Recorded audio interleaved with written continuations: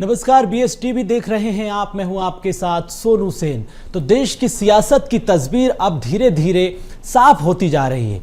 Counting से picture clear हो रही है। 542 लोकसभा सीटों की काउंटिंग अभी जारी है और यूपी, राजस्थान, बंगाल में भाजपा को बड़ा झटका लगा है। महाराष्ट्र में कांटे की टक्कर देखने को मिल रही है। तो बड़ी तस्वीर, बड़ी पिक्चर इस वक्त की ये कि महाराष्ट्र में कांटे की टक्कर है और भाजपा को कई राज्यों में बड़े झटके लगे हैं। रुझानों में एनडीए 300 के करीब है, यानी कि बहुमत के आंकड़े को एनडीए पार कर चुका है। बहरामपुर सीट की अगर हम बात करें तो यहां पर यूसुफ पठान पिछड़ गए हैं अधीर रंजन चौधरी से। तो बीजेपी एक तरह से अगर अपने दम पर जो दावे कर रही थी कि खुद बीजेपी 272, 300 के आंकड़े को पार करेगी, 400 पार का भी दावा किया, लेकिन खुद अपने दम पर बहुमत हासिल करती हुई यहां पर नहीं दिखाई दे रही है। लेकिन एनडीए 300 के आंकड़े को पार कर रहा है। मध्य प्रदेश में भाजपा सभी 29 सीटों पर आगे है। ज्योतिरादित्य सिंधिया 2,05,000 वोटों से आगे चल रहे हैं। बीजेपी के प्रदेश अध्यक्ष हैं BD शर्मा, जो कि काफी आगे चल रहे हैं। तो भाजपा उम्मीदवार आलोक शर्मा, जो कि भोपाल से बीजेपी के प्रत्याशी हैं, 12,619 वोटों से आगे चल रहे हैं। भाजपा के बंटी साहू 64,000 वोटों से आगे चल रहे हैं। तो ये तस्वीरें अलग अलग सीटों की आपको बता रहे हैं। मंदसौर पे भाजपा के वीरेंद्र कुमार खटीक, जो कि काफी आगे चल रहे हैं, 1 लाख वोटों से ज्यादा से आगे चल रहे हैं। बीजेपी के प्रत्याशी भारती पारधी, जो कि बालाघाट से हैं, 2 लाख से ज्यादा वोट उनको मिल चुके हैं। भाजपा के प्रत्याशी हैं संध्या राय भिंड से, जो कि 4,000 से ज्यादा वोटों से आगे चल रही हैं। तो 542 लोकसभा सीटों पर काउंटिंग में अब पिक्चर क्लियर होती जा रही है। तो पेटी में पॉलिटिकल पिक्चर आप देख रहे हैं कि किस तरह से एक के बाद एक सामने आ रही है। यूपी, राजस्थान और बंगाल में भाजपा को बड़ा झटका लगा है। महाराष्ट्र में फिलहाल कांटे की टक्कर बताई जा रही है। तो एनडीए रुझानों में 300 के करीब है, लेकिन भाजपा अभी 240 सीटों के आसपास है। बहुमत के आंकड़े को अपने दम पर पार नहीं कर पा रही है। तो इस वक्त की बड़ी खबर आपको बता दें, तेलंगाना में 8 सीटों पर भाजपा आगे है। जो तस्वीर आपको दिखा रहे हैं, हैदराबाद सीट पर भी असदुद्दीन ओवैसी, जो कि आगे चल रहे हैं। तो एमपी में सभी 29 सीटों पर भाजपा आगे चल रही है। 291 सीटों पर बीजेपी यानी कि एनडीए है और 231 सीटों पर कांग्रेस का इंडिया गठबंधन, जो कि अभी तक की तस्वीरें हैं। बीजेपी प्रदेश अध्यक्ष BD शर्मा काफी आगे चल रहे हैं, 1 लाख से ज्यादा वोटों से आगे चल रहे हैं। भाजपा के उम्मीदवार भोपाल से आलोक शर्मा, जो कि काफी आगे चल रहे हैं, 12,000 वोटों से आगे हैं। भाजपा के बंटी साहू 64,000 से ज्यादा वोटों से आगे चल रहे हैं। तो बड़ी खबर आपको बता दें, देश में अब पिक्चर साफ होती जा रही है। देश की सियासत में एक के बाद एक पिक्चर साफ होती जा रही है। तो बड़ी और अहम जानकारी आपको बताएं, गांधीनगर सीट से अमित शाह, जो कि केंद्रीय गृह मंत्री हैं, वो जीत चुके हैं। रायबरेली से कांग्रेस के नेता राहुल गांधी काफी आगे चल रहे हैं। अमेठी से भी काफी आगे यहां पर कांग्रेस के प्रत्याशी चल रहे हैं। तो अलग अलग सीटों पर कांग्रेस और बीजेपी में कांटे की टक्कर है। महाराष्ट्र में भी कांटे की टक्कर देखी जा रही है। तो मध्य प्रदेश, राजस्थान और छत्तीसगढ़ में जिस तरह से बीजेपी को बढ़त मिली है, लेकिन राजस्थान में बड़ा झटका यहां पर भाजपा को लगा है। तो इंडिया गठबंधन, जो कि 231 सीटों पर आगे चल रहा है, 543 सीटों की तस्वीर आपको बता रहे हैं। 291 सीटों पर एनडीए, जो कि बहुमत के आंकड़े को पार कर चुका है, लेकिन बीजेपी अपने दम पर अभी तक 240 सीटों के आसपास पहुंच चुकी है। तो जो 400 पार का दावा था, जो एग्जिट पोल में जिस तरह से अनुमान लगाया गया, वो अब आप देख रहे हैं कि किस तरह से बीजेपी, जो कि 240 के करीब पहुंची है और एनडीए 300 के आंकड़े को पार कर रहा है। तो बहुमत का आंकड़ा कहीं ना कहीं एनडीए पार कर रहा है और इसी को लेकर अब देश भर में बीजेपी के कार्यकर्ताओं में काफी उत्साह देखा जा रहा है। देश भर से अलग अलग तस्वीरें सामने आ रही है। बीजेपी कार्यालयों में जिस तरह से जश्न की तैयारी है, मध्य प्रदेश के बीजेपी कार्यालय में जश्न की तैयारी है। मुख्यमंत्री डॉक्टर मोहन यादव ने भी जीत का दावा किया। पूर्व सीएम शिवराज सिंह चौहान, बीजेपी के प्रदेश अध्यक्ष BD शर्मा को भी बीजेपी कार्यालय बुलाया गया है। करीब 1-2 बजे के करीब तमाम बीजेपी के वरिष्ठ नेता, संगठन के बड़े नेता बीजेपी कार्यालय पहुंचेंगे। जश्न की तैयारी है, बीजेपी कार्यालय को भव्य तरीके से सजाया गया है। उधर छत्तीसगढ़ में भी कार्यकर्ताओं में काफी उत्साह है। जीत के जश्न को लेकर कार्यकर्ता अब बीजेपी कार्यालय पहुंचने लगे हैं। तो 24 की जिस तरह से तस्वीर जो क्लियर होती जा रही है, उसमें एनडीए को बहुमत मिलता हुआ दिखाई दे रहा है। अलग अलग राज्यों से तस्वीरें साफ हो रही है। महाराष्ट्र, पश्चिम बंगाल और राजस्थान में बीजेपी को बड़ा झटका लगा है।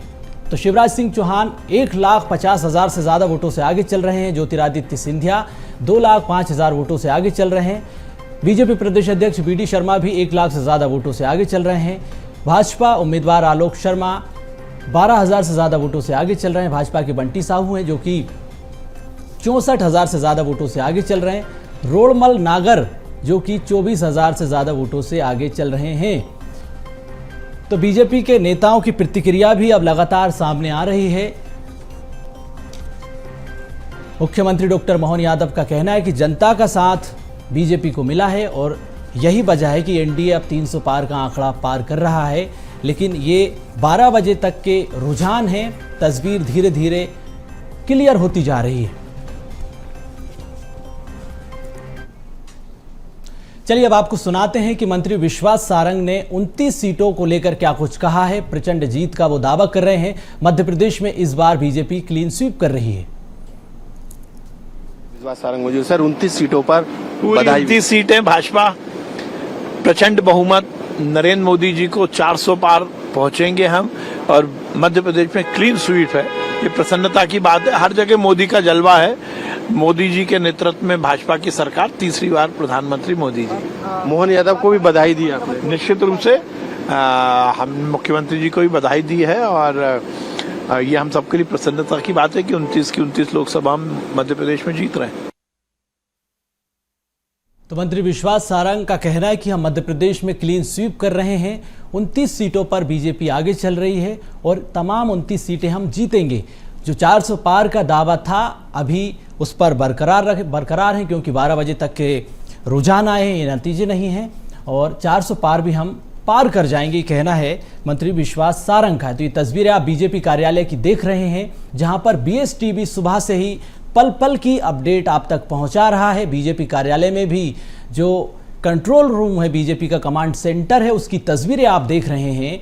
बीजेपी के वरिष्ठ नेता, कार्यकर्ता, पदाधिकारी जो कि बीजेपी कार्यालय पहुंचे और बीजेपी के कार्यालय में ही बीएसटीवी पर शुरुआती रुझान से लगाकर अब तक यानी कि 12 बजे तक पल पल की अपडेट बीजेपी के नेता ले रहे हैं, कार्यकर्ता ले रहे हैं। कमांड सेंटर की ये तस्वीरें हैं जहां पर बीएसटीवी सुबह से ही पल पल की अपडेट आप तक पहुंचा रहा है। कौन सी सीट पर कौन आगे है, कितने वोटों से आगे है, ये तमाम तस्वीर आप तक पहुंचाई, कौन कहां से जीत रहा है। और ये बीजेपी कार्यालय के जश्न की तैयारी की तस्वीरें हैं। पोस्टर से पूरा कार्यालय पटा हुआ है और बीएसटीवी पर पल पल की अपडेट बीजेपी के नेता, कार्यकर्ता ले रहे हैं। कार्यालय में नेताओं के पहुंचने का सिलसिला लगातार जारी है। जश्न को लेकर जिस तरह से लड्डुओं के ऑर्डर दिए गए, पोस्टर राजधानी जिस तरह से पटी हुई नजर आई, और ये उसी की तस्वीरें आप देख रहे हैं।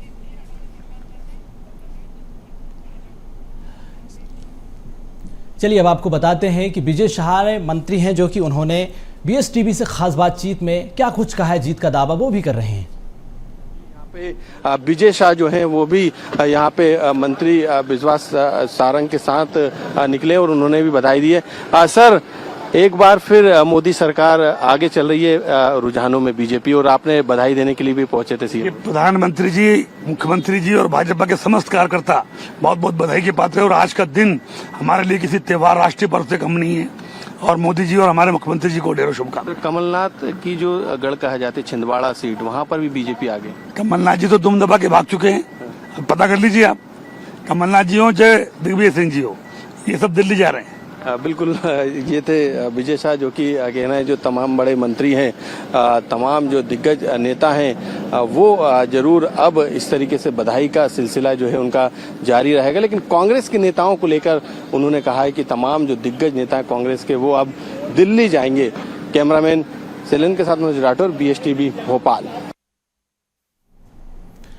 तो जीत के जश्न के बीच दिल्ली से बुलावा आया है। 300 पार एनडीए की सरकार अभी तक पार कर रही है, लेकिन 400 पार के लिए कार्यकर्ता बेकरार है, नेता बेताब है कि उन्हें उम्मीद है कि 400 पार भी हम पार कर जाएंगे, क्योंकि अभी तक 12 बजे हैं। 12 बजे के रुझान सामने आए हैं, लेकिन जो तस्वीरें हैं वो धीरे धीरे क्लियर होती जा रही है।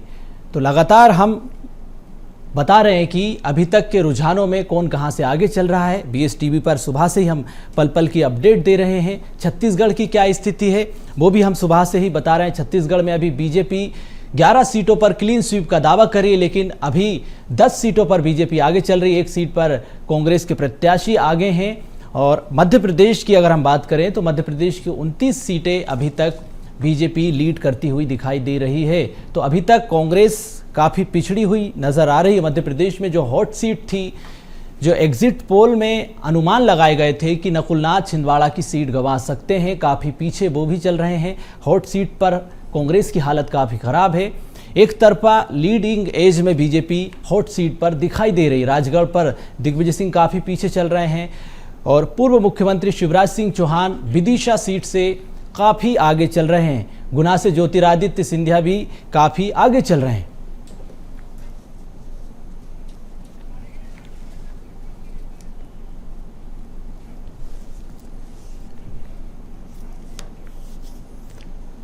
तो दोपहर 12 बजे तक के रुझान अभी तक सामने आ चुके हैं। तो दोपहर 12 बजे तक के रुझान अभी तक सामने आ चुके हैं। काउंटिंग का इस तरह से दौर लगातार जारी, इसी पर हम चर्चा करेंगे। हमारे साथ खास पैनल मौजूद है। शरद श्रीवास्तव हमारे साथ जुड़े हुए हैं, स्टेट एडिटर हैं। डॉक्टर अवधेश मिश्रा हैं जो कि रेजिडेंट एडिटर हैं छत्तीसगढ़ से, वो पूरी जानकारी हमें देंगे। और रोशनी यादव है, मुख्य प्रवक्ता है कांग्रेस से। तो इनसे हम जानेंगे जिस तरह से बीजेपी लगातार लीडिंग एज लेती हुई दिखाई दे रही है। 300 पार के आंकड़े को एनडीए पार कर रहा है, लेकिन 400 पार के लिए कार्यकर्ता बेकरार हैं, बेताब हैं। अब जो 12 बजे तक के रुझान है शरद जी, जिस तरह से सामने आए हैं, लगातार हम सुबह से पल पल की अपडेट बीएसटीवी के माध्यम से हमारे दर्शकों तक पहुंचा रहे हैं। 300 पार के करीब एनडीए पहुंच चुका है। और बहुत शुक्रिया सोनू, और आपने विस्तार से जो जानकारी है वो दी है। अब डिबेट को हम आगे बढ़ाएंगे और महत्वपूर्ण बात यह है कि जो हमारे सहयोगी हैं डॉक्टर अवधेश मिश्रा जी, हम बीएसटीवी के रेजिडेंट एडिटर हैं छत्तीसगढ़ से, वो भी जुड़े हुए हैं। मैं मेहमानों के पास जाऊं उससे पहले अवधेश जी, मैं आपके पास आना चाह रहा हूं। और अब ये चुनाव उस मोड़ पे पहुंच गया है जिसमें इसको दो नज़र से देखने की ज़रूरत है। अवधेश जी, मध्य प्रदेश में तो 29 की 29 का अभी जो रुझान है वो जा रहा है। छत्तीसगढ़ में भी मैं कुछ ऐसे ही देख पा रहा हूं, लेकिन पूरे देश के अगर परिप्रेक्ष्य में देखेंगे तो सिनेरियो कुछ बदला सा नजर आ रहा है। अवधेश जी, पहले मैं आपकी प्रतिक्रिया चाहूंगा, फिर उसके बाद हम मेहमानों के पास चलेंगे। जी बिल्कुल शरद जी, आपने बिल्कुल सही कहा कि अगर समय 12:15 हो चुका हो और एनडीए अगर 231 सीटों पे लीड कर रही हो, अगर माफ कीजिएगा, एनडीए अगर 291 सीटों पे लीड कर रही हो और इंडिया 231 सीटों पे लीड कर रही हो, तो इसे जरूर दो नजर से देखना होगा और दोहरा विश्लेषण करना होगा कि आखिरकार ये स्थिति देश भर में क्यों बनी। लेकिन बात अगर छत्तीसगढ़ की कर ले शरद जी, तो बड़ी खबर अपने दर्शकों को दे दे। छत्तीसगढ़ में बीजेपी क्लीन स्वीप की ओर आगे बढ़ रही है। सभी 11 की 11 सीटों पे बीजेपी बड़े लीड के साथ आगे बढ़ रही है। बड़े लीड की बात कर ली जाए तो रायपुर से बृजमोहन अग्रवाल है, वो तकरीबन 1,29,559 वोटों से आगे चल रहे। दुर्ग की बात कर ली जाए तो दुर्ग से विजय बघेल मौजूदा सांसद है, वो लगभग 99,000 वोटों से आगे चल रहे हैं। कांकेर जो सबसे ऐसा सीट माना गया था शरद जी, जहां पे कांग्रेस हमेशा प्लस में मानी अपने आप को, लेकिन वहां भी भोजराज नाग जो कांग्रेस के प्रत्याशी हैं, वो तकरीबन 30,000 वोटों से आगे चल रहे हैं। रायगढ़ की बात कर ली जाए तो 96,000 वोट से भाजपा के प्रत्याशी सत्यानंद राठिया हैं, वो आगे चल रहे हैं। जांजगीर में कमलेश जांगड़े जो शिव कुमार डहरिया कांग्रेस से कद्दावर नेता, पूर्व मंत्री, वो चुनावी मैदान में उतरे, लेकिन बावजूद उसके जांजगीर सीट को लेकर इसलिए बार बार कहा गया था क्योंकि जांजगीर लोकसभा के 8 विधानसभा सीट पे कांग्रेस के विधायक कब्जे काबिज है। बावजूद उसके मौजूदा आंकड़े 42,150 वोट से कमलेश जांगड़े जो बीजेपी के प्रत्याशी हैं, वो आगे चल रही है। सभी सीटों पे केवल 3 सीट पे जो मार्जिन है वो कम है, लेकिन यहां भी बीजेपी आगे है। उन 3 सीटों का जिक्र कर लिया जाए, बस्तर में कवासी लखमा जो है वो 10,000 वोटों से पीछे चल रहे हैं। यहाँ भी जो महेश कश्यप है वो आगे है। महासमुंद की बात कर ली जाए, रूप कुमारी चौधरी जो है वो लगभग 8000 वोट से आगे चल रही है। राजनांदगांव जहां से पूर्व मुख्यमंत्री भूपेश बघेल चुनावी मैदान में है, यहां भी संतोष पांडे 14,467 वोटों से 12 बजे की स्थिति में आगे चल रहे। मतलब ये कि छत्तीसगढ़ में बीजेपी क्लीन स्वीप की ओर आगे बढ़ रही है। जो नारा लेके बीजेपी चल रही थी कि 11 की 11 सीट पे इस बार जीतना है, तो वो फिलहाल की स्थिति में रुझान की ओर जो बीजेपी अपने लक्ष्य की ओर बढ़ते हुए नजर आ रही है। जी शरद जी। बिल्कुल अवधेश, आपने जो जानकारी दी है वो महत्वपूर्ण है और कुछ जो तस्वीर है वो इसी तरीके की मध्य प्रदेश में भी है। और अगर मैं सबसे बड़े लड़ियाओं की बात करूं, यानी चुनाव लड़ने वालों की, तो उसमें जो पूर्व मुख्यमंत्री हैं शिवराज सिंह चौहान, उनकी लीड जो अब तक की डिटेल आई है वो 3 लाख से ज़्यादा की हो गई है। बीजेपी के जो प्रदेश अध्यक्ष हैं वीडी शर्मा, उनकी जो लीड है वो 2.5 लाख से ज़्यादा हो गई है। ज्योतिरादित्य सिंधिया की लीड भी कमोवेश इसी आंकड़े से ज़्यादा हो रही है। इंदौर में भी जो बीजेपी के प्रत्याशी हैं शंकर लालवानी, उनकी लीड भी बहुत ज़्यादा है, करीब 5 लाख वोट से ज़्यादा जो लीड है वो बताई जा रही है। लेकिन एक महत्वपूर्ण बात यह है कि इंदौर में जो बीजेपी का मुकाबला है अवधेश जी, वो किसी प्रत्याशी से ना होकर नोटा से हो रहा है, क्योंकि नोटा को भी इंदौर में 1 लाख से ज़्यादा वोट मिल चुके हैं। और अगर ये फाइनल फिगर आएगा तो संभवतः देश में नोटा की व्यवस्था लागू होने के बाद से अब तक का सबसे बड़ा आंकड़ा हो सकता है। तो ये एक रोचक जो तथ्य है वो इस चुनाव का होगा। बीजेपी के रुझान भले ही 29 की 29 सीटों के हों अवधेश जी, लेकिन यहाँ का जो नोटा है वो इस बार एक इतिहास लिखने की ओर आगे बढ़ रहा है। खैर, मैं डिबेट के अगले हिस्से में आपके पास आऊँगा और मैं चाहूँगा कि आपके भी जो मेहमान हैं उनका तारुफ हो, लेकिन उससे पहले जो मेहमान मेरे साथ यहाँ स्टूडियो में मौजूद हैं मैं उनका परिचय कराना चाहता हूँ। गुंजन चौकसे जी हैं, प्रवक्ता हैं बीजेपी के, मैं आपका बहुत स्वागत करता हूँ। कांग्रेस के जो प्रवक्ता हैं प्रमोद द्विवेदी संभवतः हमारे साथ जुड़े हुए हैं या कुछ देर बाद जुड़ जाएंगे, ऐसी जो जानकारी है वो अभी मेरे पास है। तो गुंजन जी, मैं तब तक आपके पास आना चाह रहा हूँ। सबसे पहले तो मैं ये जानना चाह रहा हूँ कि अब ये चुनाव इस वक्त के अगर रुझानों को हम देख लें तो दिलचस्प मोड में पहुँच गया। ये बात सही है कि मध्य प्रदेश और छत्तीसगढ़ से आपके लिए खुश करने वाली खबरें आ रही हैं, लेकिन जो उत्तर प्रदेश में बदलाव हुआ है और ओवरऑल सिनेरियो में अगर हम देखें तो कहीं ना कहीं बीजेपी या एनडीए को कुछ नुकसान है पिछले चुनाव की तुलना में, मैं कह रहा हूं। और अभी ये सिर्फ रुझानों की बात है, हो सकता है कि बहुमत का आंकड़ा जो है वो उसके पार आप लोग पहुंचे और अभी जो रुझान है उसमें दिख भी रहा है। लेकिन कहीं ना कहीं सोचने वाली बात तो है, ये 400 पार का जो नारा था वो पूरा नहीं हो पाया।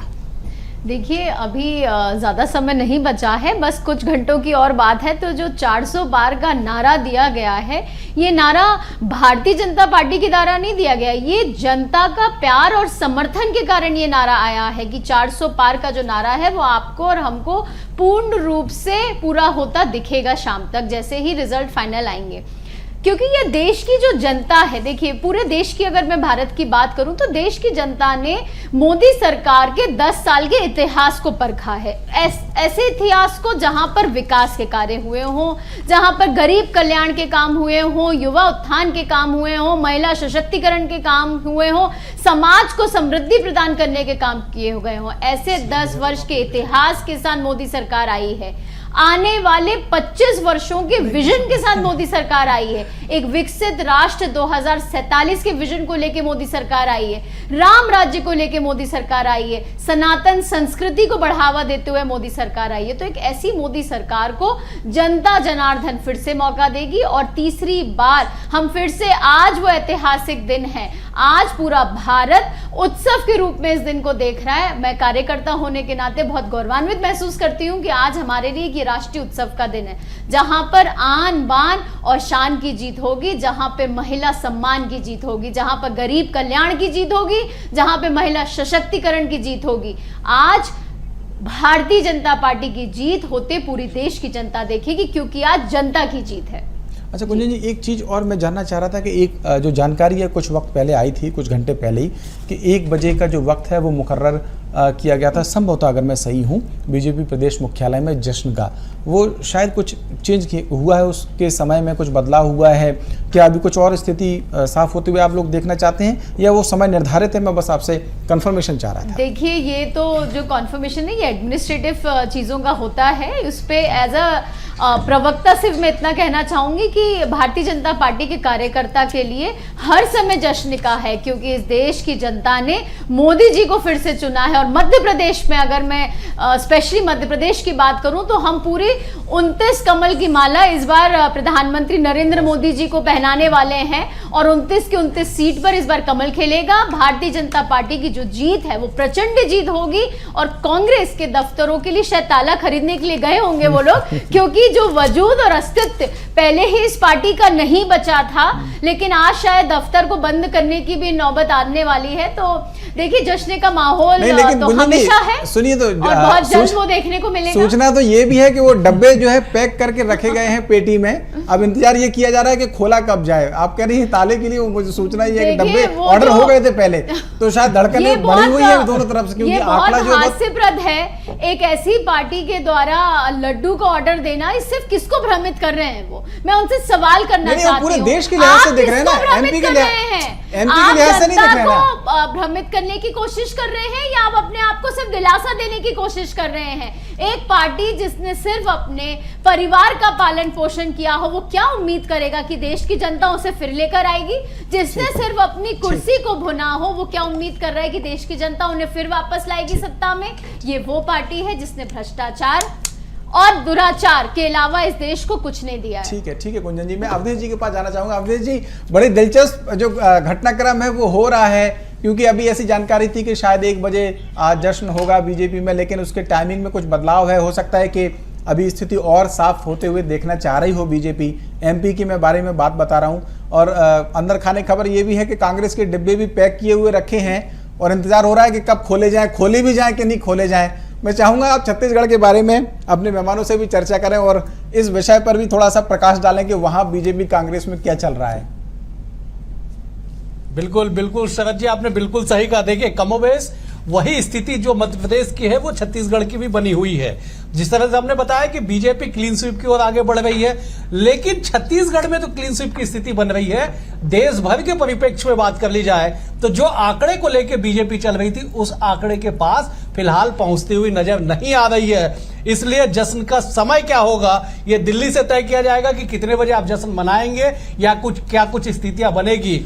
ये यहाँ पे जरूर है कि छत्तीसगढ़ के बीजेपी के प्रदेश कार्यालय से लेकर जिला कार्यालय तक में बड़े आयोजन की तैयारी, बड़े एलईडी स्क्रीन पे जो है लगातार परिणाम को देखा जा रहा है। अलग अलग जगह पे जो कार्यकर्ता है वो समूह में एकत्रित होकर परिणाम को देख रहे हैं। लेकिन इन तमाम चीजों के बाद छत्तीसगढ़ के हक में बीजेपी के पक्ष में परिणाम तो दिखाई पड़ रहा है, लेकिन देश भर में जो बीजेपी जो दावा कर रही थी वो कहीं ना कहीं जो है बीजेपी के उत्साह में फिलहाल जो है बाधा का काम करते हुए नजर आ रही है। चर्चा को आगे बढ़ाते, 2 बेहद ही खास मेहमान हमारे साथ जुड़े। पहले मेहमानों का तारुफ करा देता हूं। बीजेपी की ओर से राजीव चक्रवर्ती जी है, वरिष्ठ नेता है, प्रवक्ता है। राजीव जी आपका स्वागत है। कांग्रेस की ओर से अजय गंगवानी जी है, वरिष्ठ नेता है, प्रवक्ता है। अजय जी आपका स्वागत है। अजय जी, मेरा पहला सवाल आपसे है, छत्तीसगढ़ में डिब्बा गोल और देश भर में कहीं ना कहीं मनोबल आपको ऊंचा दिखाई पड़ रहा है फिलहाल की स्थिति में? आदित्य देखिए, अभी 6 से 7 राउंड की गिनती हुई है, लगभग 14 से 15 राउंड की गिनती होती है। अभी 40% गिनती हुई है, 60% लगभग बाकी है।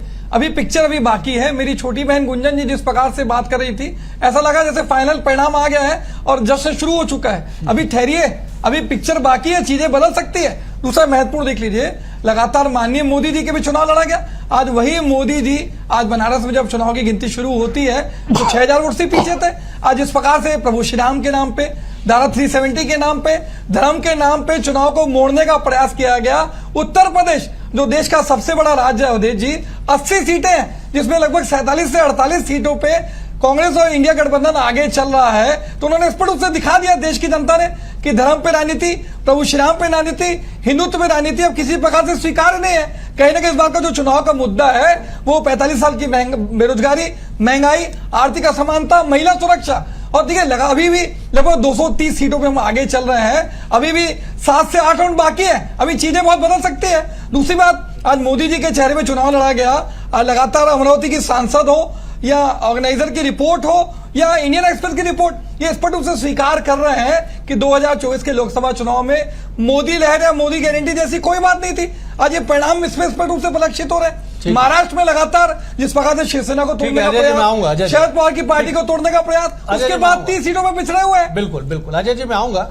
दरअसल ये बड़ा एक अजीब स्थिति बनता है राजनीतिक दलों के सामने कि जब एग्जिट पोल सामने आता है तो आपको मीडिया पे भरोसा नहीं होता है और इंडियन एक्सप्रेस की रिपोर्ट को आप कॉपी कोट करते हैं कि इंडियन एक्सप्रेस की रिपोर्ट ने कुछ कहा। मुझे अब ये जरूरी है अजय जी, बहुत मेरा निवेदन है, अगर एक जरूरी चीज ले रहा हूं जी, मुझे 1 मिनट कर दीजिए। 10 सेकंड अगर आपने प्रश्न देखिए, मैं आज बहुत स्पष्ट आपके लोकप्रिय चैनल पर आंकड़े स्पष्ट कर दूं, आज हम क्यों एग्जिट पोल की रिपोर्ट में दे रहे थे? झारखंड में सीपीएम चुनाव समझ ये ठीक है, आप किस प्रकार से एग्जिट पोल में गड़बड़ियां की गई थी। ठीक है, मैं समझ गया आपकी बात को। मैं एक बार राजीव जी का रुख कर लेता। राजीव जी, दादा आप छत्तीसगढ़ में तो कमाल करते दिखाई पड़ रहे हैं। फिलहाल की स्थिति में कोरबा से परिणाम पलटता हुआ नजर आ रहा है। कोरबा से अभी खबर आई है कि ज्योत्सना महंत जो कांग्रेस की प्रत्याशी है वो 4166 वोटों से आगे चल रही है। 10-1 की टैली फिलहाल दिखाई पड़ रही है। राजीव जी जरा एक बार प्रतिक्रिया दे दीजिए। देखिए, छत्तीसगढ़ अपनी परंपरा से जो 1994 से जिस प्रकार से लोकसभा में जन जन का आशीर्वाद मिलता है वो बरकरार है। जो हमारी पुरानी परंपरा है, परंपरा की परिपाटी चली आ रही है। मध्य प्रदेश में भी वही दिखलाई पड़ता है। देश भर में अभी चीख चीख कर मेरे मित्र कह रहे थे अजय जी कि उत्तर प्रदेश में हो गया, देश में कोई लहर नहीं। देश में बिल्कुल लहर चल रही है। 2 शासन के बाद भी, 2 जो मैंडेट के बाद भी, तीसरा मैंडेट में भी अगर आपको मिल रहा था, आप खुशी मना ले लीजिए चंद सेकंड की, कुछ मिनटों की। 2 बजे के बाद आपको दिख जाएगा जो हमारा टारगेट, जो हमारा लक्ष्य है, उस लक्ष्य पर हम जा रहे हैं। थोड़ी सी खुशी मना लीजिए। और देखिए, लोकतंत्र का तकाजा है, वो तो हम मतदाताओं के बीच में गए हैं, हमारा लक्ष्य है, हम लक्ष्य के पीछे भाग रहे हैं। अगर आपको भी मिलता है तो खुशी की बात है। लेकिन आप लोग जिस प्रकार से माहौल बना रहे थे, ईवीएम, अभी ईवीएम दिखलाई नहीं पड़ता है।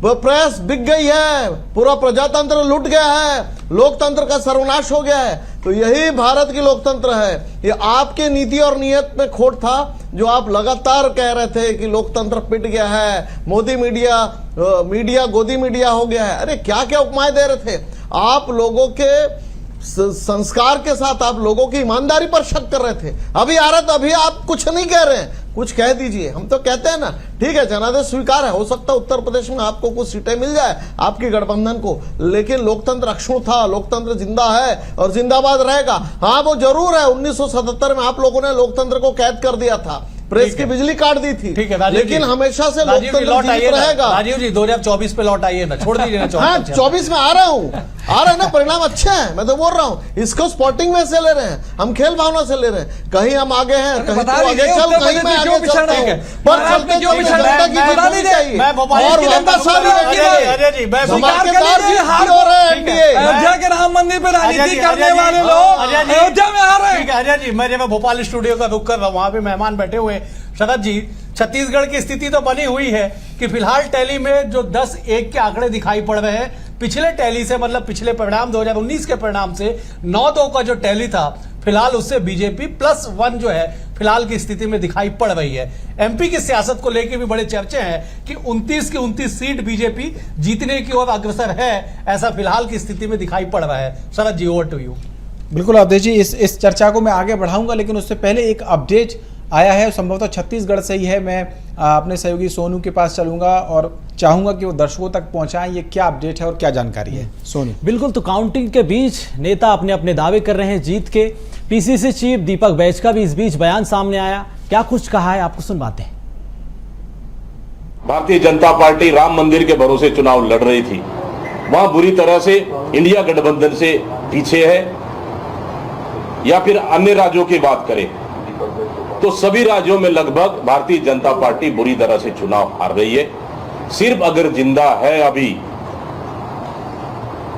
रुझानों में, तो सिर्फ उनके गठबंधन दलों के वजह से भारतीय जनता पार्टी जिंदा है। और समय आने दीजिए कि इंडिया गठबंधन की देश में सरकार बनने जा रही है। और हमने कल भी कहा था कि एग्जिट पोल पूरी तरह से मोदी पोल है और वो सही साबित होते दिख रहा है। और निश्चित रूप से अभी कुछ समय के बाद जितने नजदीक आते जाएंगे कि देश में कांग्रेस और इंडिया गठबंधन की सरकार बनेगी। ठीक है, तो ये जो बयान है वो बता रहा है कि किस तरीके से अवधेश जी, भले ही छत्तीसगढ़ से बयान आया हो, लेकिन एक बात तो है कि कांग्रेस के नेता अभी भी इस उम्मीद में हैं कि कहीं ना कहीं जो फाइनल आंकड़ा आएगा तो उसमें परिस्थिति कुछ भी हो सकती है। गुंजन जी, एक बात तो ये तय हो गई है, अगर हम इन रुझानों को ही सही मान लें, कि अभी बहुमत की स्थिति में सिंगल पार्टी कोई भी नहीं है, बीजेपी भी नहीं, कांग्रेस भी नहीं, मैं मान सकता हूँ गठबंधन के तौर पर हो। लेकिन जब परिस्थितियाँ ऐसी हों कि आपका जो गठबंधन है उसमें मेजॉरिटी आपको भी नहीं है, तो फिर बार्गेनिंग की जो संभावनाएं हैं वो बढ़ जाती हैं। संभव है कि जो विरोधी दल है, अगर सीटों का आंकड़ा बहुत ज़्यादा नहीं रहा, मैं इसको थोड़ा इस चर्चा को मध्य प्रदेश से बाहर इसलिए भी ले जाना चाह रहा हूँ क्योंकि अब राष्ट्रीय फलक के हिसाब से जो देश की राजनीति का मूड है वो तय होगा। तो आपको नहीं लगता कि अब जो चुनौतियाँ हैं वो आप लोगों के लिए बढ़ने वाली हैं, क्योंकि सहयोगियों की भी मान मनोबल कहीं ना कहीं बढ़ जाएगी ऐसी स्थिति में जब उन्हें ये लगेगा कि उनकी अहमियत अब पहले से ज़्यादा है? शरद जी, सर्वप्रथम तो मैं अजय जी को सुन रही थी, कांग्रेस के प्रवक्ता को छत्तीसगढ़ से, और उनकी बातें मुझे हास्यप्रद ज्यादा लग रही थी। जिस तरह वो एग्जिट पोल के ओपिनियन को लेके कमेंट कर रहे थे कि वो नहीं मानते, जिस तरह वो ईवीएम को लेके बात कर रहे थे, तो देखिए आज कांग्रेस की स्थिति बड़ी साफ नजर आ रही है। जब कांग्रेस हार रही होती है तो कांग्रेस ईवीएम पे अपना ठीकरा फोड़ रही होती है। जहां कांग्रेस को लगता है कि अब तो हमारी बढ़ोतरी होती दिख रही है, तो वहां कांग्रेस एक दूसरा पक्ष रखने लगती है। तो कांग्रेस के पास अपना चाल नहीं है, चरित्र इनका कभी था नहीं, चेहरा इनके पास इस पूरे चुनाव में बचा नहीं। जिस तरह कांग्रेस के कार्यकर्ता ने कांग्रेस से अपना नाता तोड़ा है और भारतीय जनता पार्टी का दामन थामा है, ये साफ साफ पूरी देश ने देखा है। और उसके पीछे वजह है, कांग्रेस ने हमेशा, अगर मैं आपको 2 मिनट में फिर से मध्य प्रदेश की चर्चा करना चाहूंगी, छिंदवाड़ा सीट की स्पेशली बात करना चाहूंगी। छिंदवाड़ा सीट अगर आप देखें किस तरह परिवारवाद यहां पर हावी रहा है पिछले 45 वर्षों से, यह दर्शाता है कि कांग्रेस में क्या कोई नेता नहीं था, कांग्रेस में क्या कोई कार्यकर्ता नहीं बचा था। शरद जी, जो एक ही परिवार में कमलनाथ जी, उनके बेटे, उनकी पत्नी में ही पिछले 45 वर्षों से टिकट एरफार होके घूम रही है, यह दिखा रहा है कि कांग्रेस के नेता सिर्फ और सिर्फ देश का भला करने नहीं आए हैं, यहां देश बचाने नहीं, यहां बेटे बचाने के लिए काम कर रहे हैं। यहां वो विकासवाद पे नहीं, वो परिवारवाद पे बात करते हैं। और यही बहुत बड़ी वजह है कि आज देश की जनता ने फिर से मोदी को चुना है। आज देश की जनता ने फिर से एक ऐसी पार्टी को चुना है जिसने सनातन का सम्मान किया हो।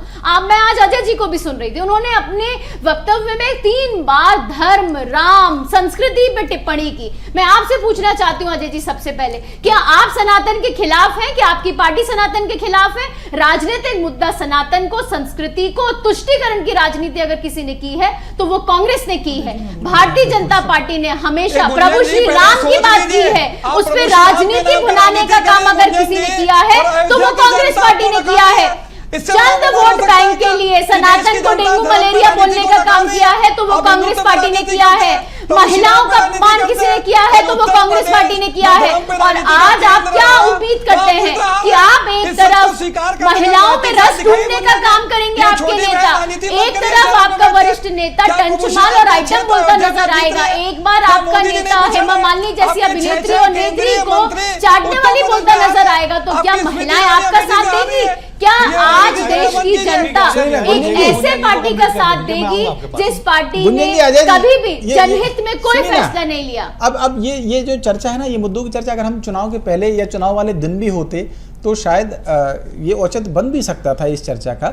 लेकिन अब जबकि परिणाम का दिन है और ये तय होना है कि अब भाई सरकार कौन बनाएगा, तो गुंजन जी मैं उस दिशा में जाना चाह रहा था। और आपकी बात का जवाब बिल्कुल दूंगी। एक सेकंड मेरा ये और शरद जी पूछिए इनसे, मेरा निवेदन है शरद जी गुंजन जी से पूछिए प्रश्न। जी मैं पूछूंगा। अजय अयोध्या में हार रही है, क्यों उत्तर प्रदेश के 6 केंद्र? ठीक है, मैं पूछ रहा हूँ बस एक सवाल गुंजन जी, आपने जो बात सनातन की कही तो मैं आपको उत्तर प्रदेश ले जाना चाहता हूँ, जहां पर जो इस विषय का कह सकते हैं एक तरीके से केंद्र बिंदु था इस बार का चुनाव में, तो उस उत्तर प्रदेश में आप लोगों की स्थिति गड़बड़ हो गई ना। मैं ये कह रहा हूँ कि अगर आप चलिए सनातन का विषय बनाना चाहते हैं, उठाना चाहते हैं, तो मध्य प्रदेश और छत्तीसगढ़ को तो चलिए छोड़ दीजिए 2 मिनट के लिए, उसी उत्तर प्रदेश में तो सबसे ज्यादा नुकसान है आपको। शरद जी, मेरी बात शायद आप शायद समझने में थोड़ा सा वो रहा होगा कंफ्यूजन। मैं यही बोलना चाहती हूँ कि सनातन को राजनीतिक मुद्दा भारतीय जनता पार्टी ने नहीं बनाया।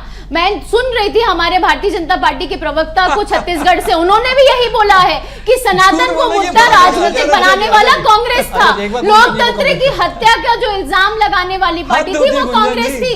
लेकिन देश की जनता जागरूक है, आज देश की जनता ने संविधान में दिए अपने मत अधिकार का उपयोग किया है और उस तरीके से अपने मत दिए हैं। आज देखिए, आज हम 12 बजे के आंकड़ों की बात कर रहे हैं, शाम होते होते आंकड़े आपके और हमारे सबके समक्ष होंगे और फिर हम बात करेंगे, शायद शाम 6 बजे या 7 बजे एक बार बात करेंगे, फिर आपको समझ में आएगा। चाहे उत्तर प्रदेश हो, चाहे मध्य प्रदेश हो, छत्तीसगढ़ हो या देश का कोई भी कोना, देश की जनता ने एकजुट होकर मन बनाया है कि फिर से इस बार मोदी सरकार आएगी। एक ऐसी सरकार नहीं लाएंगे, एक ऐसे प्रधानमंत्री नहीं लाएंगे जहां पे जो आलू डालते हैं मशीन में और सोना निकालने की बात करते हैं, एक ऐसा प्रधानमंत्री नहीं लाएंगे जो तुष्टिकरण की सरकार चलाता हो, एक ऐसा प्रधानमंत्री नहीं लाएंगे जो प्रधानमंत्री तो बाद में तय होगा। अरे आप तो बहुत आगे पहुंच गए, भेद करने का काम करता हो।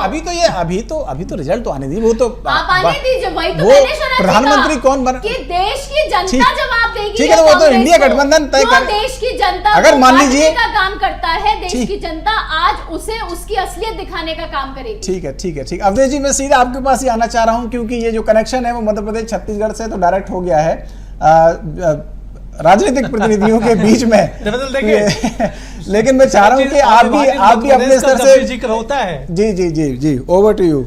बिल्कुल, देखिए अविभाजित मध्य प्रदेश का जब भी जिक्र होता है तब भी माना गया कि दोनों राज्यों को मिला के 40 सीटें हमेशा केंद्रीय परिप्रेक्ष्य में, मतलब ये मान के चलिए कि सेंट्रल बीजेपी लीडरशिप में एमपीसीजी की लोकसभा सीटों को एक साथ काउंट किया जाता है। राज्यों की सीमा अलग अलग हो, लेकिन वहां पे जो आंकड़े लिखे गए हैं मध्य प्रदेश छत्तीसगढ़ उसके आगे 40 ही लिखा गया है।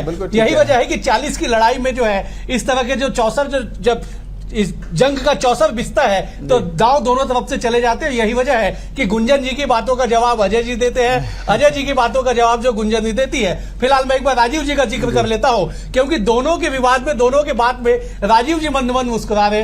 राजीव जी, छत्तीसगढ़ में तो दावे आपके ठीक ठाक दिखाई पड़ रहे, देश के परिप्रेक्ष्य में, मुद्दे के परिप्रेक्ष्य में कहां बीजेपी पीछे हो गई? हालांकि विश्लेषण के लिए अभी थोड़ा सा जल्दी है, लेकिन कहां आप पीछे हो गए राजीव जी? देखिए, थोड़ा सा सेटबैक उत्तर प्रदेश में दिख रहा है, पश्चिम बंगाल में दिख रहा है, जहां हमने बहुत मेहनत की थी। ऐसा लगता है कि उत्तर प्रदेश में जिस प्रकार से काम हो रहा था हम उतना संदेश नहीं दे पाए, लेकिन देखिए अभी भी जल्दबाजी है। हमारा जो लक्ष्य है उसकी ओर हम बिल्कुल जा रहे हैं, लेकिन ऐसा लगता है कि जिस प्रकार से राहुल गांधी जी और अखिलेश यादव जी ने वहां पर अल्पसंख्यक बंधुओं को डराया कि आप अल्पसंख्यक हैं, आपके ऊपर गलत होगा। वहां के कुछ जो मायावती जी के भी जो वोटिंग शेयर्स थे, जो दलित वोट थे, ऐसा लगता है वो समाजवादी पार्टी अपने खेमे में शायद ले ली है। तो वो समाजवादी पार्टी बीएसपी का वोट ले ली है, कांग्रेस के अपने परंपरागत वोट है, और जो वोट शेयर है वो उसमें शायद आईएनडीए शायद लेने में सफल होती दिख रही है। लेकिन देखिए स्थिति बहुत अच्छी है, ऐसी कोई खराब स्थिति नहीं है उत्तर प्रदेश में। तो केवल आप देखेंगे कि हमें जो थोड़ा सा जो हमारा लक्ष्य है वो उत्तर प्रदेश, थोड़ा सा पश्चिम बंगाल, थोड़ा सा राजस्थान में भी कुछ विश्लेषण की आवश्यकता है, महाराष्ट्र को भी जोड़ लेंगे। महाराष्ट्र में भी हम थोड़ा सा कहीं आगे पीछे हो रहे हैं। तो देखिए, तो अभी तेल देखिए, तेल की धार देखिए, आगे आगे होता है क्या वो भी देखिए। लेकिन सरकार तो बन चुकी है, ठीक है, सरकार बन चुकी है। अवधेश जी, आप भी मुझसे सहमत होंगे? ठीक, मैं देखिए सहमत की सरकार, मेरे सहमत होने से, शरद जी के सहमत होने से, अगर देश की आपकी स्क्रीन कह रहे हैं देश की सत्ता निर्धारित होती तो फिर चुनाव की आवश्यकता क्यों पड़ती? इसीलिए जनता को जनार्दन कहा गया कि जनता जो तय करेगी वही जो है सर्वोच्च हो गया। अजय जी, आपके बड़े चेहरे धराशायी हो रहे हैं। विकास उपाध्याय राष्ट्रीय सचिव कांग्रेस के 1.5 लाख वोटों से पीछे रायपुर में। आपके भूपेश बघेल पूर्व मुख्यमंत्री लगभग 15,000 वोटों से पीछे। ताम्रध्वज साहू पूर्व गृह मंत्री लगभग 20,000 वोटों से पीछे। सारे बड़े चेहरे, कांग्रेस ने सारे बड़े चेहरों को चुनावी मैदान में उतारा। छत्तीसगढ़ में सब पिछड़ते हुए नजर आ रहे। और देखिए अभी चुनाव अभी बाकी है। हमने शुरुआत हुई तो देखिए हम नांदगांव में भूपेश जी आगे थे, आज कवासी लखमा जी बस्तर से आगे थे, अभी ज्योत्सना महन जी कोरबा से आगे। अभी आखिरी पड़ाव आने बाकी है। मैं स्पष्ट रूप से कह रहा हूं, पिक्चर अभी बाकी है। एक बहुत महत्वपूर्ण चर्चा कर लूं, शरद जी ने 2 बार मेरी छोटी बहन गुंजन जी से पूछा कि भैया आप प्रभु श्री राम के मंदिर पे राजनीति करते हैं, अयोध्या के राम मंदिर पे। लगातार माननीय प्रधानमंत्री जी के बयान सुन लीजिए, छोटी बहन, मटन पे, मछली पे, मुसलमान पे, आप एक स्वयं महिला है, आज देश के दाम्पत्य जीवन के सूत्र, मंगल सूत्र पे जिस प्रकार से प्रधानमंत्री जी के बयान आए, ये राजनीतिक शुचिता के खिलाफ थे, प्रधानमंत्री पद की गरिमा के खिलाफ थे। दूसरी बात, मेरी छोटी बहन महिला सुरक्षा की बात कर रही है, प्रज्वल रेवन्ना जो 29,000 से ज्यादा महिला यौन शोषण में आरोपी है, समर्थन करते दिखते हैं। शांति से सुन लीजिए, तकलीफ हो रही है, आपको तकलीफ हो रही है, महिला होने के बाद आप राजनीति कर रही है। शरद जी आपकी जिम्मेदारी है, इनकी बौखलाहट समझ में आ रही है मुझे। आज प्रश्न का जब आपसे शरद जी प्रश्न पूछते हैं तब तो नैतिक साथ दिखाती नहीं आप जवाब देने का। आज मैंने सारे जवाब दिए हैं क्योंकि जवाब देश की जनता आपको दे रही है। शरद जी आपकी जिम्मेदारी है, गुंजन जी शांति से सुन लीजिए। गुंजन जी अगर एक एक करके सुनेंगे तो शायद बेहतर जवाब और बेहतर संवाद हो पाएगा। आप बोलेंगे अजय जी डिस्टर्ब करेंगे, अजय जी डिस्टर्ब बोलेंगे, आप डिस्टर्ब करेंगे, तो शायद संवाद नहीं हो पाएगा। और जिस एक महत्वपूर्ण विषय को लेके हम इस समय समीक्षा करने बैठे हुए, उस समीक्षा को अगर अपने अपने तथ्यों के साथ अपने अपनी बारी में कहे तो शायद बेहतर होगा। अजय जी एक बार कंप्लीट कर ले, फिर गुंजन जी आप सीधे आप बोलिएगा। अजय जी आप कंप्लीट कीजिए। शरद जी मैं 5 बिंदु पे जवाब देना चाहता हूं। संक्षेप में दीजिए। सबसे महत्वपूर्ण, अयोध्या के राम मंदिर पर राजनीति करने वाले लोग अयोध्या में हार रहे हैं। माननीय मोदी जी शुरुआती में हारते हैं, 6 केंद्रीय मंत्री स्मृति ईरानी तक अमेठी में हार रही है। और महाराष्ट्र में जहां शिवसेना को तोड़ा गया, शरद पवार जी की पार्टी को तोड़ने का प्रयास, वहां 48 में से 30 सीटों पे हार रही है। तो ये दिख रहा है। दूसरी बात, आज ये संविधान की बात कर रही है, बाबा साहब अम्बेडकर के संविधान को बदलने की बात कौन करता है? इनके अनंत हेगड़े, इनकी ज्योति मिर्गा, गिरिराज सिंह, संविधान को 70 बार आपने अमेंडमेंट किया। देखिए दोनों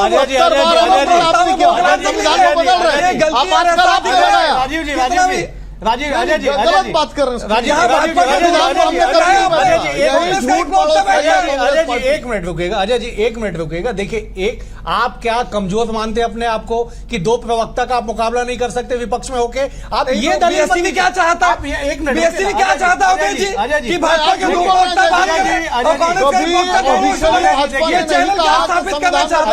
आप सक्षम है, सक्षम की बात क्या है? क्यों नहीं होना चाहिए? बाकी जगह बैठता हूँ, भाजपा के 2 प्रवक्ता क्यों है? दोनों को तकलीफ क्यों नहीं है? आप झूठ सुनते रहेंगे।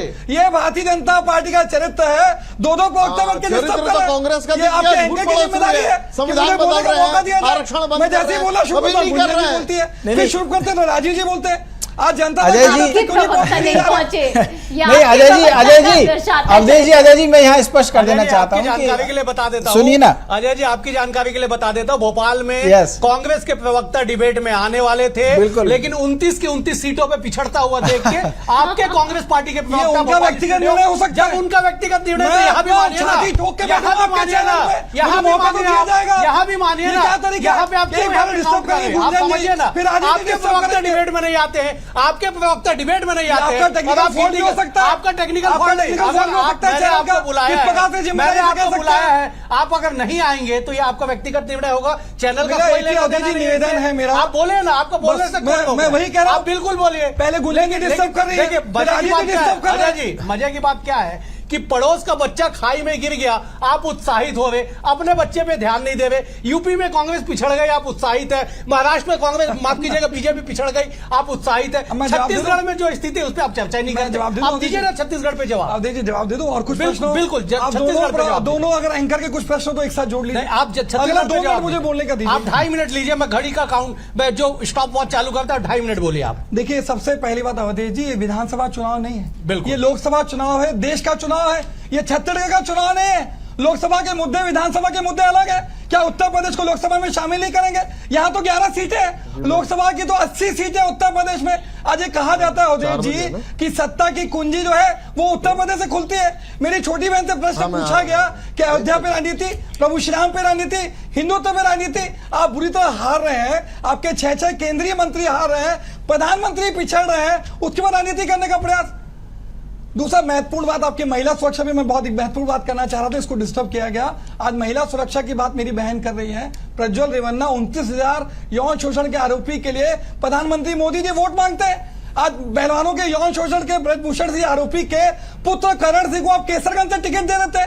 तो बेटी बचाओ बेटी पढ़ाओ का नारा भारतीय जनता पार्टी के लिए नारा है। आप एक स्वयं महिला होकर गुंजन जी आप उसका समर्थन कर रहे हैं। ये भारतीय जनता पार्टी का चरित्र है। आपके नेता लगातार अनंत हेगड़े, ज्योति मिर्गा, गिरिराज सिंह, अरुण गोविल खुद कहते हैं हम 400 सीट लाएंगे, देश के संविधान को बदलेंगे।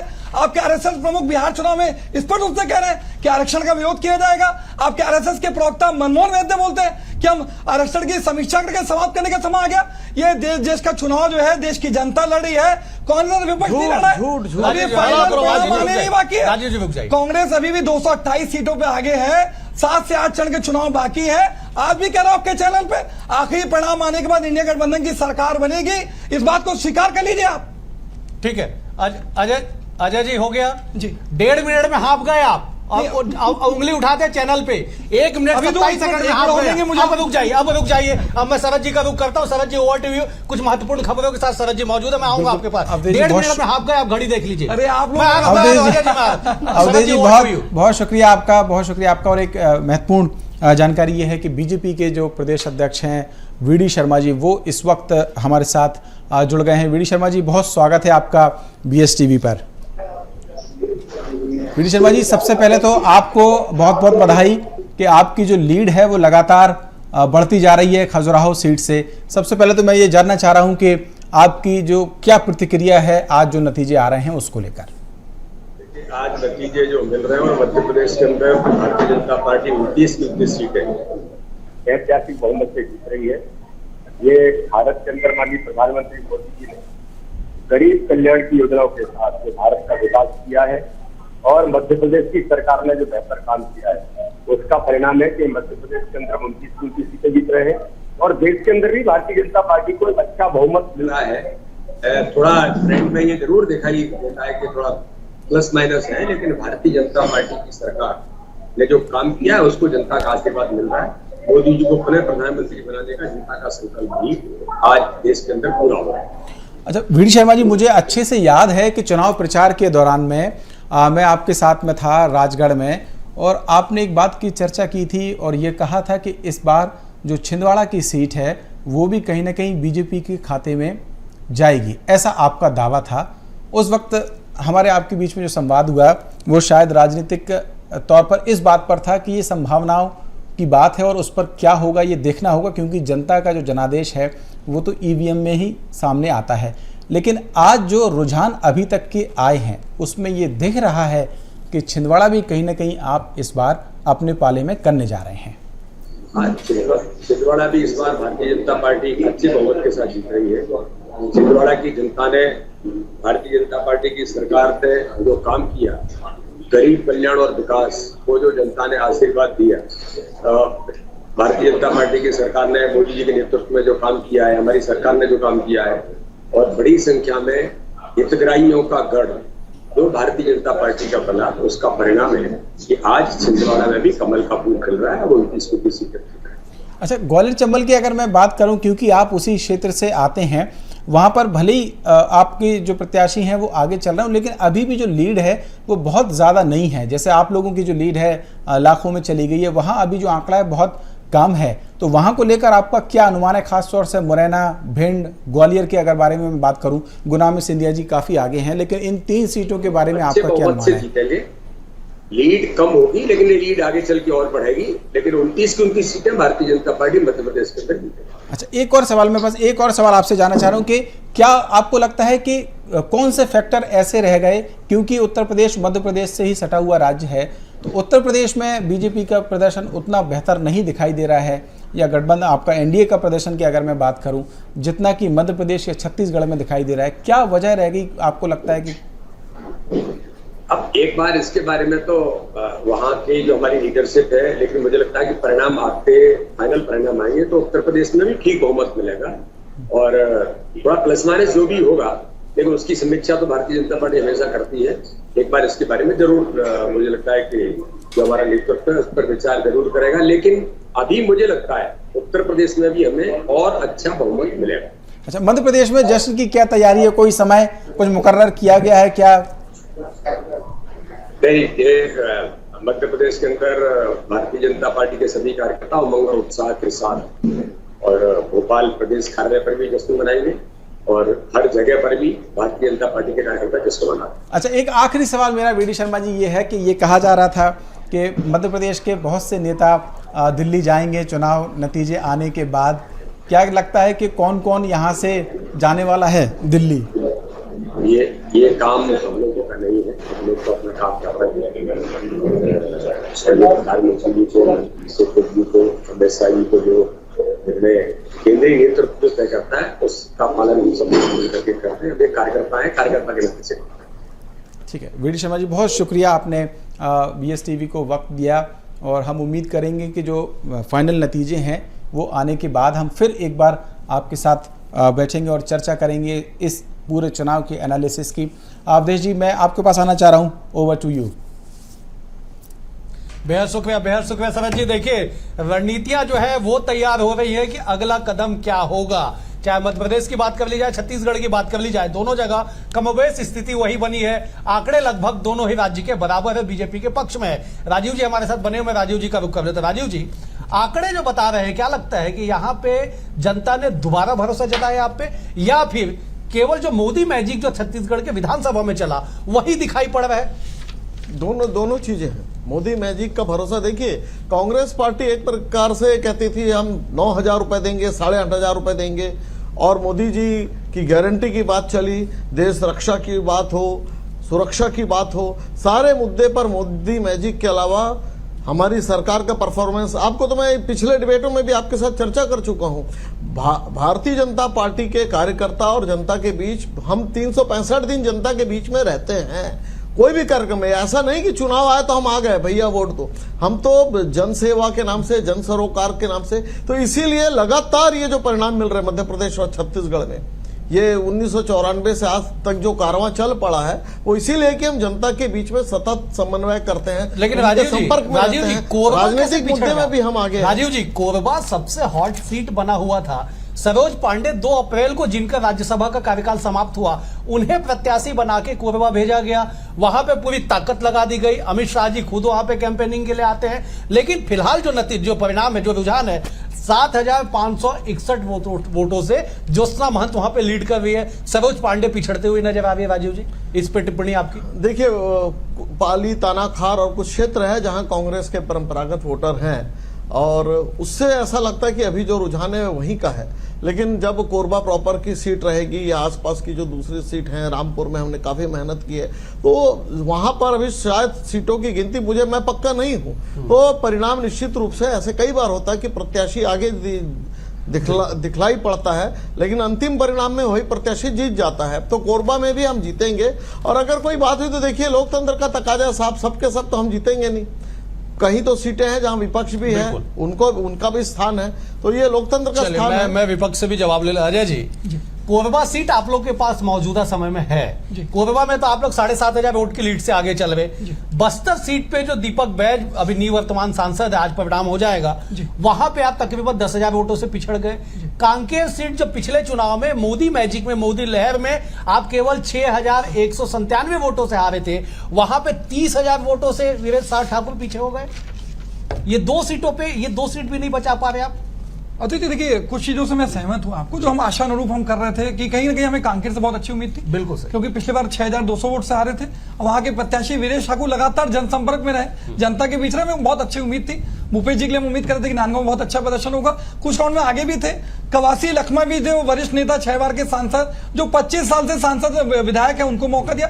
हमने प्रयास किया कि महत्वपूर्ण है। लेकिन एक सबसे जरूरी आंकड़ा दे दूं कि 116 उम्मीदवार जो कांग्रेस और विपक्ष पार्टी से भारतीय जनता पार्टी तोड़ के उनको टिकट देती है, जो 400 सीट का दावा या मिशन 370 की बात का था, वो जुमलेबाजी की हवा पूरी तरह निकल चुकी है। इस बात का को स्वीकार करने का साहस मेरे मित्र नहीं दिखाएंगे। अब 9 में से 7 सांसदों की टिकट काट दी गई। मुझे समाप्त करना होगा, समय का अभाव है। शरद जी, ओवर टू यू। बिल्कुल अवधेश जी, ये जो चर्चा रही उसमें अभी 1 बजने के बाद भी इस निष्कर्ष पर पहुंच पाना कि कौन गठबंधन आने वाले वक्त में स्थिति साफ करेगा सरकार बनाने को लेकर, शायद इस निष्कर्ष पर अभी भी नहीं पहुंचा जा सकता, क्योंकि जो फिगर हैं वो ऊपर नीचे हो रहे हैं। हालांकि ये बात तय है और अभी जो रुझान है उसमें ये साफ हो रहा है कि एनडीए काफ़ी आगे है, लेकिन क्या अंतिम निर्णय होगा जनता का जब ईवीएम के सारे नतीजे आ जाएंगे, वो देखने वाली बात होगी। लेकिन निश्चित तौर पर चर्चा का ये जो दौर है और जो लगातार चुनाव से जुड़े हुए अपडेट्स हैं वो BSTV पर दर्शक देख सकते हैं। इस चर्चा को फिलहाल यहीं पर विराम देना होगा। सभी मेहमानों का मैं शुक्रिया अदा करता हूँ।